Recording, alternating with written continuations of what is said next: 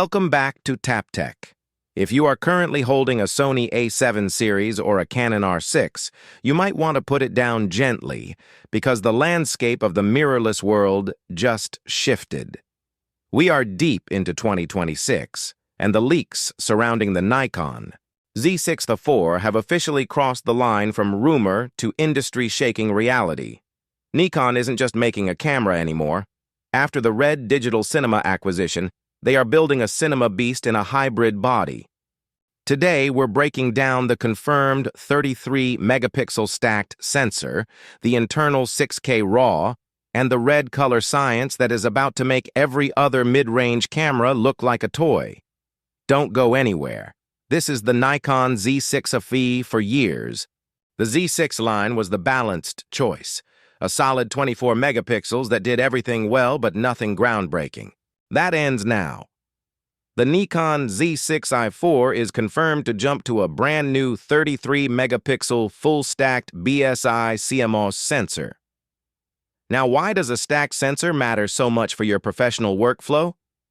It is all about readout speed. We are talking about the near-total elimination of rolling shutter.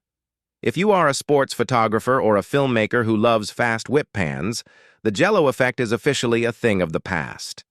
This sensor is essentially a mini Z9 architecture.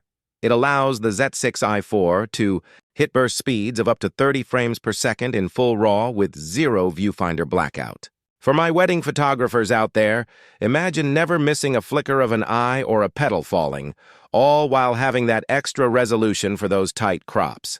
It is the perfect sweet spot between the speed of the Z6 III and the high resolution prowess of the Z8. This is where the Z6 IV pulls ahead of the pack.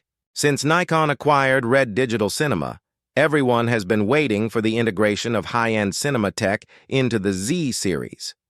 The Z6 IV is the first mid-range body to fully embrace it. We are looking at internal 6K 60p NRAW and, for the first time in this class, professional red code RAW options. But it is not just about the files. It is about the look. The Z6 IV features a dedicated red color science profile. If you have ever struggled with Nikon skin tones or found other brands too digital, this is your fix.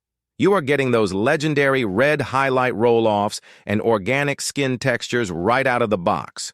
For the premium creators, the indie filmmakers, and high-end content producers, this makes the Z6 IV a viable B-cam to a V-Raptor, or even a primary cinema tool for those on a budget.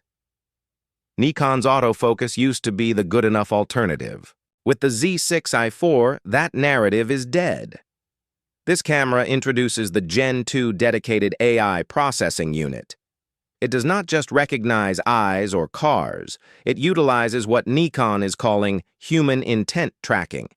The AI analyzes the scene to predict which subject you actually want to focus on based on movement patterns and depth. If you are shooting a crowded street in New York or a fast-paced football game in London, the camera will not jump to a random person walking across the frame. It stays locked on your primary subject with a tenacity we have only seen in $5,000 flagships. The subject detection library has also expanded to include specialized modes for wildlife, specifically birds and smaller mammals, making it a formidable tool for nature enthusiasts. One of the biggest complaints with hybrid cameras in the US and European markets has been the dreaded overheating icon during 4K 120p recording. Nikon has addressed this with a new internal heat dissipation bridge. This isn't just a fan. It's a re-engineered magnesium alloy chassis that draws heat away from the sensor and processor more efficiently. Preliminary reports suggest the Z6 IV can record 4K 60p indefinitely and 4K 120p for over 60 minutes, even in warmer environments. For those of you shooting long-form interviews or outdoor events in the summer, the reliability of the Z6 IV is going to be its biggest selling point. You can finally stop carrying bags of ice and spare bodies to your shoots. Furthermore, Nikon is rumored to include a specialized high bitrate recording mode for social media creators who need the absolute highest quality for vertical content. This attention to detail shows that Nikon is listening to the modern creator economy. The software interface has also been overhauled for 2026, offering a much more intuitive touchscreen experience that feels more like a modern smartphone than a legacy camera menu. Nikon has always won on ergonomics, and the Z6 IV doubles down. We are seeing a slightly deeper grip and the inclusion of the 5.76 million dot electronic viewfinder from the higher-tier models. This is a massive upgrade for those who prefer the viewfinder over the screen. Speaking of the screen, it is a 4-axis, multi-angle LCD, perfect for both high-angle photography and vlogging. In terms of connectivity, we are looking at a full-sized HDMI port, Wi-Fi 6E for lightning-fast wireless transfers, and dual card slots, one CF Express Type B for that heavy, 6K raw data, and one UHS-2 SD slot for backups. It is a professional setup in a body that won't break your back on a long hike. Now, let's talk about the numbers. In the US market, the Nikon Z6 IV is expected to launch at a price point of $2,699 for the body only. While that is a slight jump from the previous generation, consider what you are getting: a 33-megapixel stacked sensor and red cinema tech. To get these specs from any other brand, you would typically be looking at the $4,000 range. The official announcement is slated for late Q3 2026, with shipping expected to begin in time for the holiday season. If history repeats itself, the first batch will sell out within hours, so if you are serious about this upgrade, you will want to be ready the second that pre-order button goes live. If you are currently shooting on a Z6i or Ti, the jump to the IV is going to feel like moving from a prop plane to a jet engine. If you are a Sony or Canon user, the Z6 IV is the most compelling reason to switch systems that we have seen in a decade. The integration of red technology is not just a marketing gimmick, it is a fundamental change in how these cameras process light and color. Nikon has stopped playing catch-up. With the Z6 IV, they are officially setting the pace. The combination of high-resolution stills, flagship-level speed, and professional cinema internals makes this the most versatile hybrid camera ever built. The question now is whether the competition can even respond.